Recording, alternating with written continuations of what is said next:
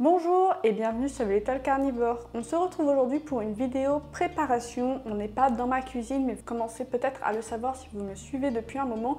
On est dans la cuisine de ma belle famille. On est en vacances pour 2-3 semaines en Italie pour les vacances de Noël. Et je vais donc préparer les rations de Néline et Praline parce que bien sûr, elles sont venues avec nous. L'année dernière et l'année encore d'avant, je vous avais fait une vidéo du même type où je prépare les rations de Néline et Praline pour les vacances de Noël. Donc là, je vais faire 19 jours de nourriture. J'ai déjà fait les courses, j'ai acheté tout ce qu'il fallait, j'ai préparé une petite recette. Donc j'ai des filets de saumon au naturel, donc c'est juste du saumon en boîte avec que de l'eau et du sel d'ajouter.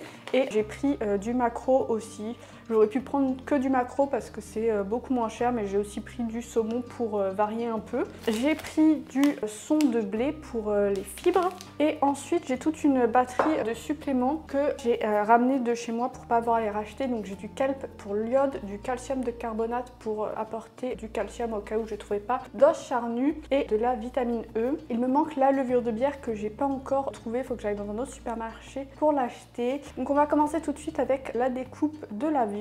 Donc d'abord je vais tout découper en morceaux et ensuite je vais tout assembler et congeler pour les 19 prochains jours. Donc là au niveau de la viande, j'ai de la cuisse de dinde, j'ai pris 1,3 kg et j'ai aussi du bœuf. Donc là j'ai 1 kg. Au niveau matériel, j'ai emmené de chez moi mes ciseaux à volaille. Vous verrez, ça sera pour découper les cailles. J'ai une balance, une planche à découper, des couteaux. Donc si vous êtes un habitué de ces vidéos, vous savez que j'ai tendance à râler sur la qualité des couteaux parce que des couteaux qui coupent bien, c'est absolument primordial pour préparer l'alimentation. Ça vous permet de gagner vraiment beaucoup de temps. Donc là, je recoupe le bœuf en morceaux qui sont pas trop petits, pas trop gros, qui correspondent à ce que mes chats peuvent manger. Si vos chats n'aiment pas les gros morceaux, il faudra que vous coupiez des plus petits morceaux. J'aime beaucoup utiliser du bœuf dans les recettes parce que c'est une viande qui est riche en zinc. Donc là, j'aurais pas besoin d'ajouter de zinc en supplément dans cette recette.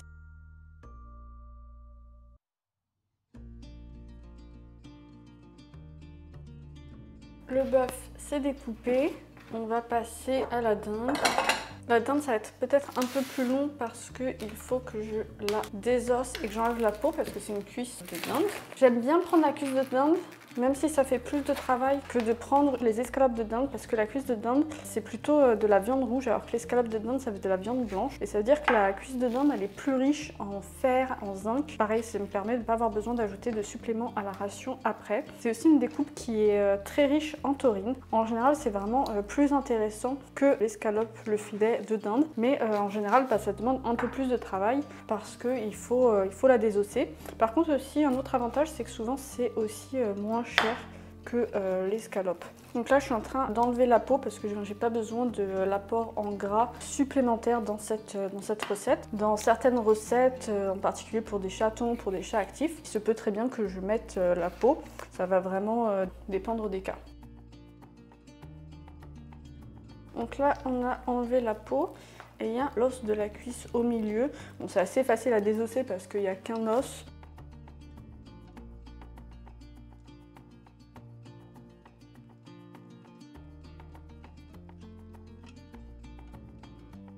Je vais peser ça pour savoir quelle quantité de dinde j'ai une fois que j'ai enlevé la peau.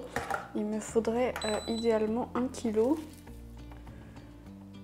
Donc là, on a 1,82 kg. C'est parfait.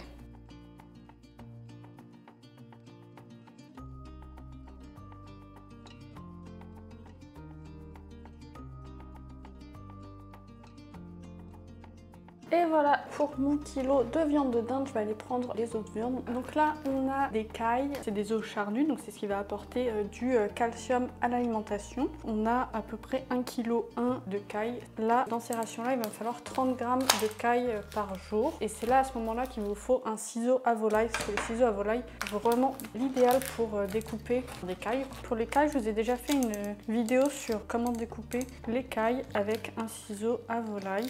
Je vais juste peser les morceaux pour voir combien ils pèsent pour les mettre dans les rations. Vous allez voir dans ces rations-là, je vais mettre aussi un peu de calcium parce que l'eau charnue apporte assez de calcium dans la ration. Mais le ratio calcium-phosphore reste un peu faible.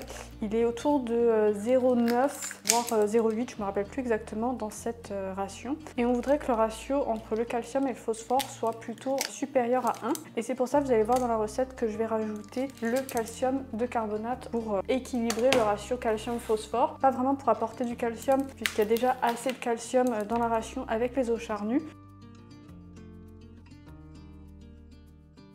L'écaille c'est fait, on va passer aux organes.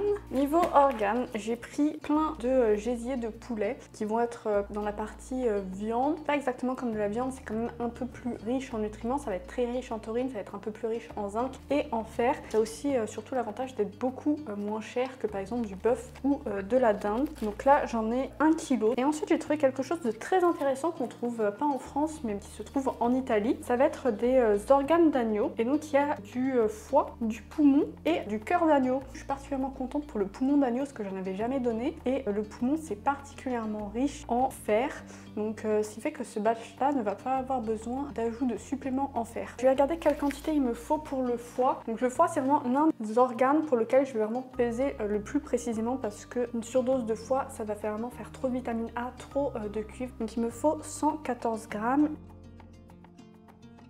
Ah mais il y a une rate! Oh, il y a même la rate! Trop bien! Alors la rate c'est vraiment encore plus riche en fer que le poumon. Bon, j'avais pas prévu exactement pour tout ça dans la ration mais c'est pas très grave. 116. Bon, 116 c'est assez proche de 114. Je vais découper mon foie en petits morceaux. Ce que vous verrez, je vais aussi ajouter les suppléments avec le foie. Donc là je vais vraiment faire des tout petits morceaux pour bien que les suppléments se mélangent avec le foie.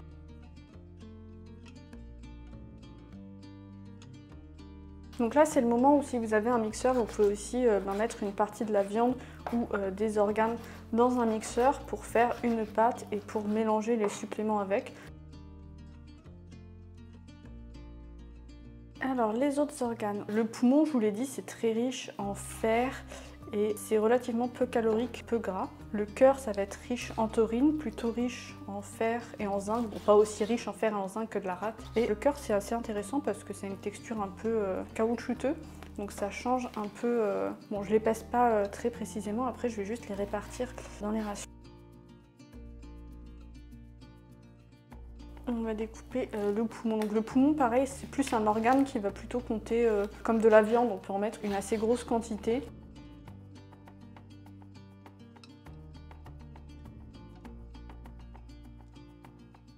Alors là, on a tout découpé. Je vais égoutter le poisson, il me faut 380 grammes. Donc, ensuite, j'aurai encore les moules qui sont au congélateur, moules très importantes pour l'apport en manganèse. Je vais peser ce qu'il me faut en poisson. Donc on a dit 380 grammes. Et on va leur mettre tout le saumon. 382. Et il manque juste... Ah non, non, 382 c'est parfait. Bah, ça veut dire que la dernière boîte ne va pas servir. Donc le poisson, c'est bon. Je vais faire les suppléments avec le foie. Je vous ai dit j'allais ajouter du calcium pour avoir un bon ratio calcium-phosphore. Et je vais aussi rajouter du kelp pour l'iode. La vitamine E et le son de blé, je les ajouterai au moment de servir parce que c'est juste une goutte de vitamine E et ça c'est juste saupoudré. Et pour le kelp, donc le kelp c'est vraiment très riche en iodine, donc il faut faire attention au dosage. Il va me falloir juste 6 toutes petites dosettes, les dosettes font 90 mg et 6. Donc je vais mélanger ça avec le foie, donc ça fait un mélange qui n'est pas terrible, je vais peut-être rajouter, ça ressemble à ça, je vais peut-être rajouter un peu d'autres morceaux pour diluer tout ça. Donc ça marche mieux si vous avez un mixeur pour rajouter des morceaux de poumon. Je vais rajouter un peu d'eau. Ça fait un peu une pâte, hein. C'est pas très ragoûtant. Donc la dernière chose qui me reste à ajouter, ça va être les moules congelés. Donc je vais les peser. On a des moules qui sont déjà congelées et cuites et sans la coquille. Donc c'est vraiment très pratique à donner puisqu'il n'y a rien à faire. Il me faut 190 g de moules. 117. Ok, parfait, donc ça je vais les remettre au congélateur. Et là, j'ai tous mes ingrédients. Donc maintenant, il ne va plus qu'à me rester à tout mettre dans des sachets plastiques. Un sachet plastique par jour. On peut faire aussi un sachet plastique par jour et par chat s'ils ne mangent pas tous la même chose. J'ai juste à diviser tout ça en 19. Si c'est pas parfaitement égal chaque jour, c'est pas très grave. En moyenne, il y aura tout ce qu'il faut parce que là, il y a exactement ce qu'il faut pour 19 jours. J'ai découpé en avance 19 sachets plastiques. Je vais les ouvrir pour que ça soit facile à mettre à l'intérieur. Bien sûr, j'utilise des sachets plastiques, mais si vous avez des Tupperware, c'est encore mieux. Là, je ne suis pas chez moi, donc j'ai pas un set de Tupperware. Mais par exemple, si vous préparez l'alimentation de vos chats toujours tous les 30 jours, vous pouvez très bien avoir un set de 30 Tupperware. Ça sera encore bien plus pratique et plus écologique. Et voilà, j'ai plus qu'à tout assembler. On va commencer avec les os charnus. Donc là, à chaque fois, je vais en mettre 2 parce que là, un sachet, c'est pour les 2 chats. Bien sûr, je vous ferai sûrement aussi un article pour vous dire combien ça m'a coûté tout ça, pour vous donner une idée de combien ça coûte de donner une alimentation crue à ces chats. Alors, on va mettre les gésiers.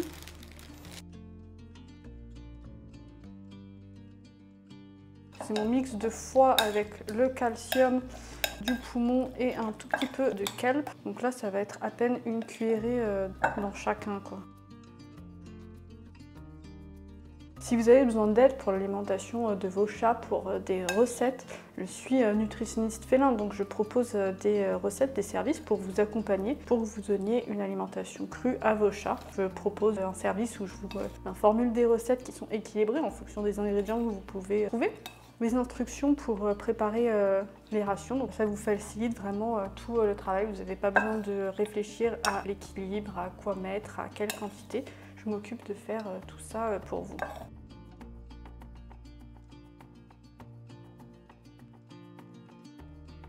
On va rajouter du poisson.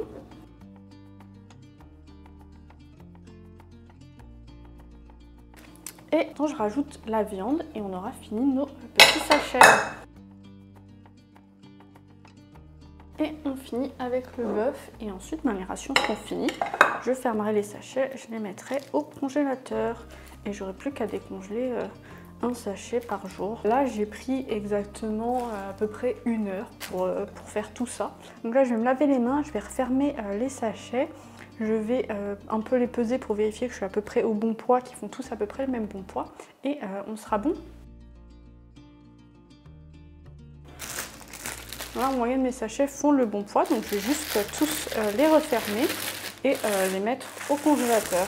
J'espère que cette vidéo vous aidera à en savoir plus sur l'alimentation crue et comment la préparer. Si vous avez des questions, n'hésitez pas à me laisser un commentaire. Si vous avez aimé cette vidéo, mettez un pouce bleu, abonnez-vous et partagez-la autour de vous. Et on se retrouve très rapidement sur Little Carnivore pour une prochaine vidéo. À bientôt!